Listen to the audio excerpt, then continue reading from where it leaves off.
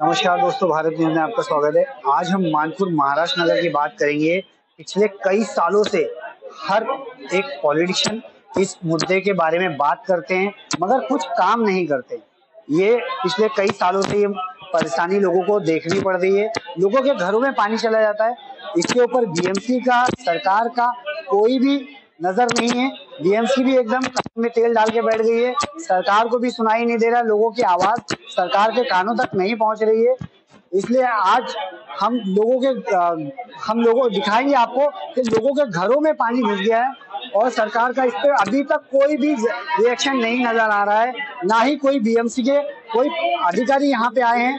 और जैसे कि लोग आप देख रहे हैं, यहाँ के जो सामाजिक कार्यकर्ता हैं वही लोगों की मदद कर रहे हैं, या नाश्ता दे रहे हैं या खाना दे रहे हैं, वही लोगों तक अपनी मदद पहुंचा रहे हैं। आप देख रहे हैं भारत न्यूज।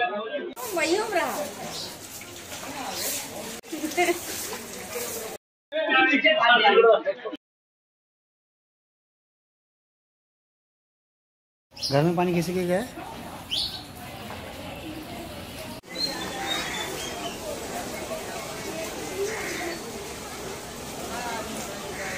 ये तो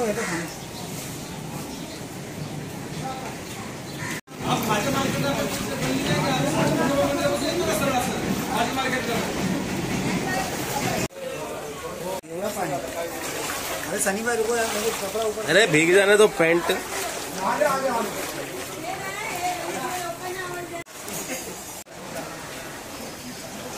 हाँ भैया सर एकदम पुढे या, एकदम पुढे। हाँ दिसला या।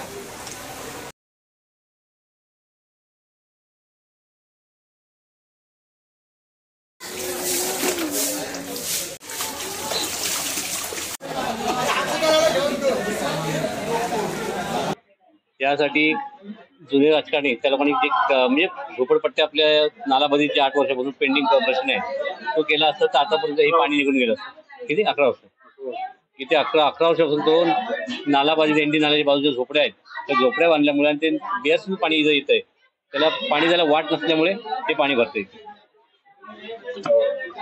मला माझ्या वयाला 45 आहे। मी 45 वर्षापासून ही समस्या बघतोय। कुठले प्रतिनिधी कुठले म्हणजे स्वतःच्या जिम्मेदारीवरती कोण लक्ष देऊन काम करत नाही।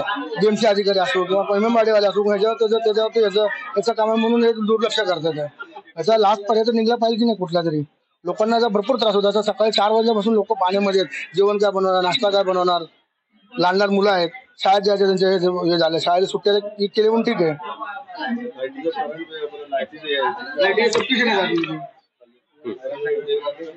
खरं तर सालावत प्रमाणे याही वर्षी इकडे पाणी भरलेलं आहे आणि दरवर्षी या ठिकाणी पाणी भरतं। प्रशासनाचं या ठिकाणी दुर्लक्ष आहे, कारण मेन मूळ मुद्द्याला कोण हात घालत नाही। पाणी काय येतं त्यापर्यंत कोण पोहोचत नाहीत, त्यामुळे ही अशी अवस्था झालेली आहे आणि पुढच्या वर्षी पण असंच होणार आहे। जोपर्यंत आपण मुळाशी जात नाही तोपर्यंत काय होणार नाही आणि हे सतत पाणी असंच तुंबणार आहे।